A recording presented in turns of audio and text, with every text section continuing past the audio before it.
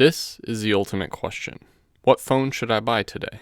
Not everyone has $1,000 to spend on a phone, but if you have $200 or less, this might be the phone for you. But let's talk about it first. Should you buy the Google Pixel XL in 2019? Hello everyone, my name is Matt and this is Real World Review. Check out the social media above and check out the description for some extras. Let's get started. I love this screen.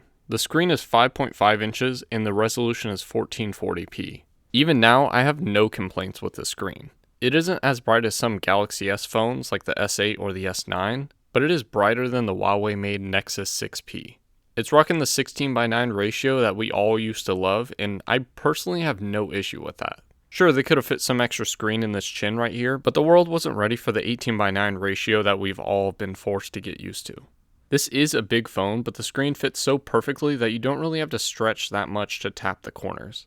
Just like the Moto Z2 Force, I think that this screen situation was handled perfectly. The only issue that you really have to worry about is screen burn. The battery life is terrible, but that's alright. The phone is going on 3 years old and the battery will be too.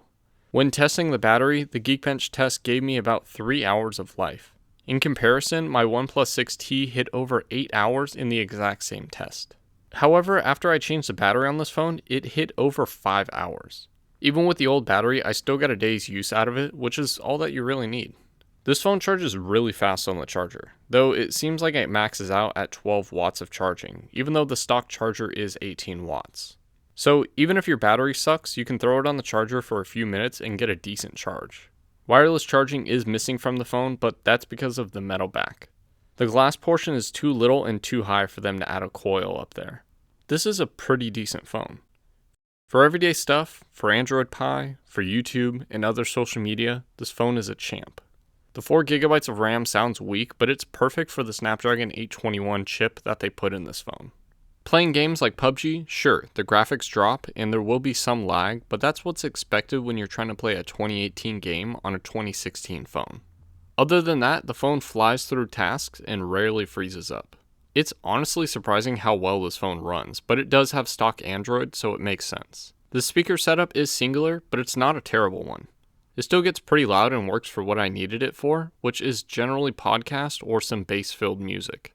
There is still a headset jack on this phone if you need more sound. Crazy, right? The earpiece speaker, which is used for calls, was blown when I got this phone, so I replaced it. That might be something to think about when you're buying a used phone. The camera is amazing, even to this day. Well, is it really? This phone lacks optical image stabilization and portrait mode, which is weird to me. To fix this, they give you electronic image stabilization and lens blur, which are both awkward to me. When the phone is still, the images come out looking stunning, just like when this phone originally launched. This camera's still got it. The front one is decent as well, nothing too crazy about that one, but the back camera will give you some high quality shots. Just make sure to stay stable when recording video. Speaking of, 4K 30 frames per second is here, as well as 1080p at 60 frames per second, unlike the Pixel 3.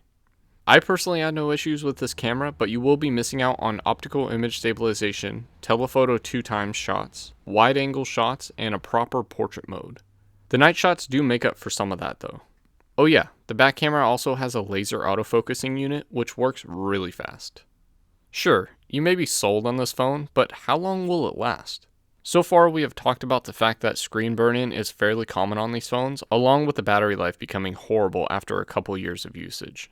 There are some things that the phone lacks that were fixed on the Pixel 2 XL, like the lack of water resistance, dual speakers, and optical image stabilization. With that said, the phone does have not only a headset jack, but a USB-C port on the bottom that is capable of charging pretty fast. As of the software, 2019 will not be the last year of support on this phone. Android Q is already in beta, and this phone supports that. There's talks that Google may or may not give this phone a full release, but the situation has never happened in the past for Google. The phone lacks wireless charging, but that's part of the little list of gimmicks that this phone lacks. At least in my opinion, it isn't required to make a phone great. I mean, look at the OnePlus 6T. So what do you think? Should you buy this phone in 2019? I would say yes. The phone is a pretty good buy for someone that's either looking for a phone to get you through the year, or for someone who doesn't need the latest and greatest phone. This phone is going on 3 years just like the Samsung S7, but the Pixel XL's performance seems a lot better. And that's all I wanted to talk about. Hopefully you enjoyed this video and be prepared for more videos in the future. If you have any questions, let me know in the comment section below or on Twitter at MattofRWR. And feel free to follow me on the social media listed above. Subscribe to my channel so you can see more review videos like this, as well as some repair videos. And hit that bell button to let YouTube know that you're serious. Thanks for watching.